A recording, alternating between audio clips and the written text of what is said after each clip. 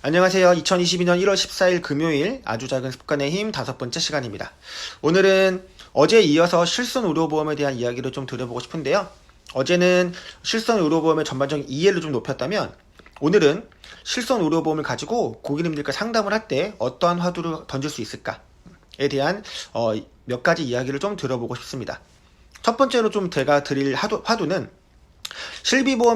보험에 대해서 필요성을 좀 느끼고 있지 못하고, 그래서 실손 의료보험조차 가입하고 계시지 않는 그런 고객님들한테는 저는 이러한 화두를 좀 한번 던져봅니다. 고객님 혹시 최근에 1000만 관객이 넘는 영화를 보신 적 있으십니까? 예를 들자면 최근에 나온 어벤져스란 영화, 그리고 과거지만 1000만 관객이 돌파한 뭐 해운대 같은 영화, 그런 영화를 보신 적 있으십니까? 제가 이 질문을 왜 드렸냐면 1000만 관객이 넘은 영화는 흥행에 성공했다라고 방송에도 나오고 주변 사람들의 소문이 많이 나기 시작합니다. 그러면 나는 그 영화를 보지 않았지만 그 영화는 재밌을 것 같다 라고 하면서 그 영화에 대한 호감도가 증가되고 그 영화를 또 볼 수 있게 되겠죠. 1000만 명이 넘었다. 우리나라 국민 5천만 명 중에서 1000만 명이나 봤다. 그렇다면 이 영화는 재밌을 거다 라고 생각하는 게 우리 보통 사람들이 생각하는 상식일 겁니다. 자, 그런데 실손 의료보험의 경우는 우리나라 5천만 국민 중에 거의 4천명에 육박하는 가입자를 나타내고 있는 제2의 건강보험이라고 불리는 보험이 실손 의료보험입니다. 자, 그렇다면 고객님, 우리나라 국민의 거의 80%가 이 보험을 가입을 하고 있고 그렇게 가입이 많다라는 거는 분명한 어떠한 특별한 혜택이 있고 특별한 위험 보장을 하고 있는 그런 보험을 선택하는 마인드를 가지고 있는 건데, 고객님께서 아직도 실손 의료보험을 그럼에도 불구하고 가입하지 않으신 이유가 무엇입니까? 이런 식으로 고객님들께 어떠한 스토리텔링으로서 우리나라 5천만 국민들 중에 상당히 많은 수가 이 보험을 가입하고 있다는 화두를 좀 던져볼 수 있겠죠. 자, 그의 반면에 이미 가입을 하고 계신 분들한테는 그럼 우리가 어떠한 상담을 좀 들어볼 수 있을까요? 저는 초고령화 시대에 대한 준비라고 고객님들께 이야기를 좀 들어보고 싶어요. 우리가 점점 고령화가 되면서 오늘 아침 뉴스에도 국민연금 기금이 고갈되고 있다. 그래서 2050년이 되면은 기금이 다 고갈될 거고, 그걸 막기 위해서는 지금 현재 국민연금의 소득 대체율이 9%로 되어 있는데 이 9%를 35% 수준까지 올려야지만 기금 고갈을 막을 수가 있다 라고 이야기를 하면서 다른 OECD 선진국가 소득 대체율 비교표가 방송이 되었습니다. 제가 오늘 봤을 때는 독일 같은 경우는 20%의 소득 대체율을 보이고 있습니다. 그러다 보니까 독일 국민들은 은퇴를 하신 은퇴자들과 그리고 현재 경제활동을 하는 청년층의 사회적인 심한 갈등이 나타나고 있는 게 사실입니다.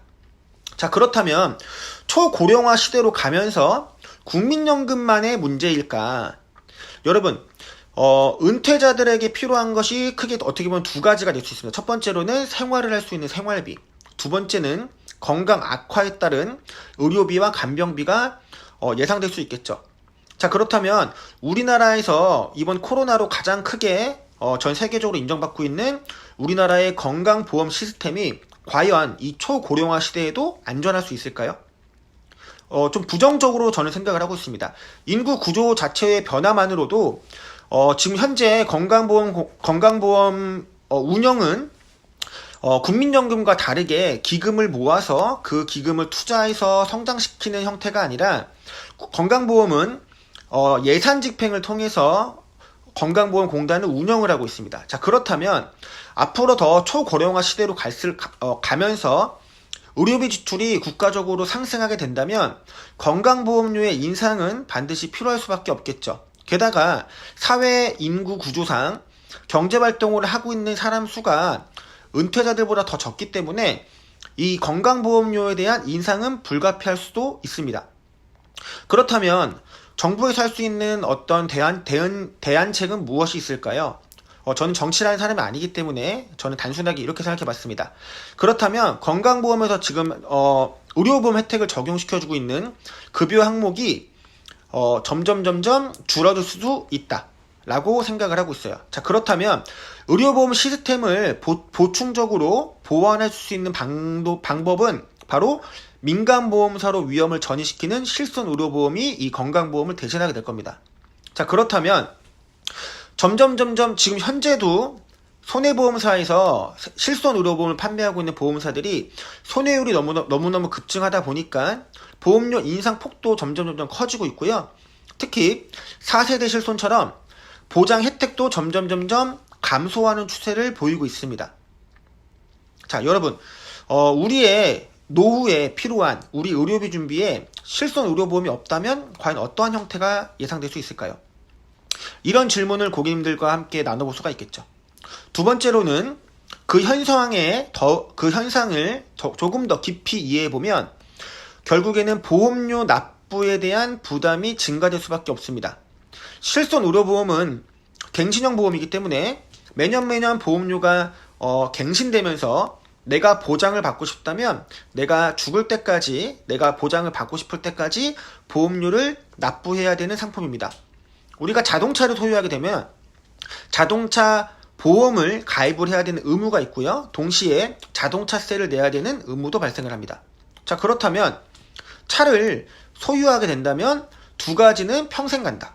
자, 그러면 실손의료보험도 내가 노후를 위해서 의료보험을 준비를 한다면 국가의 초고령화 시대에 내가 개인적으로 대응해서 실손의료보험을 내 노후에 쓴다면 과연 내가 60대, 70대, 80대 때 지금 나의 실비보험이 얼마나 많이 올라 있을까요? 특히 1세대 실손보험이라고 불리는 100% 보장을 해주는 상품과 90% 그리고 3세대 보험인 80% 100% 보장을 해주는 상품이 보장의 질은 좋지만 보험료 인상 또한 더욱더 가속화되고 더욱더 크게 발생할 겁니다. 자, 그러면 30대, 40대 때 한 달 보험료가 3만원, 4만원대 실비보험이 과연 70대, 80대 때는 얼마의 보험료로 인상될 수 있을까요? 이 점에 단순하게 갱신료만 볼 게 아니라 우리의 인구 구조가 변화하면서 건강보험의 재정도 악화될 수 있다는 것을 동시에 생각해 본다면 보험료 인상은 불가피할 것입니다. 이에 대한 우리 개인적으로 우리 국민들이 준비를 하지 않으면, 우리 고객님들께서 많은 준비를 해두지 않으면 내가 노후에 실손의료보험을 포기할 수도 있게 될 수도 있습니다. 자, 제가 오늘 실손의료보험에 몇 가지 화두를 좀 던져드렸는데 굉장히 좀 어떻게 보면 좀 깊이 있는 내용이 될 수 있습니다. 그리고 위험한 내용이 될 수도 있어요.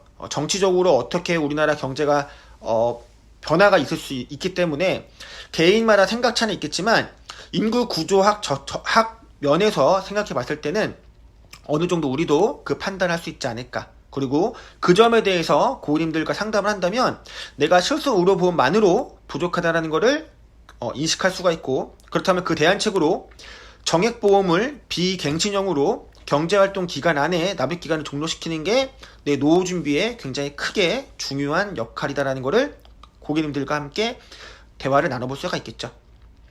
실손의료보험에 대해서 다음 주 월요일에는 조금 화법보다는 조금 더 전문적인 이해를 돕도록 준비하도록 하겠습니다. 주말 잘 보내시고요. 한 주 동안 수고 많으셨습니다. 감사합니다.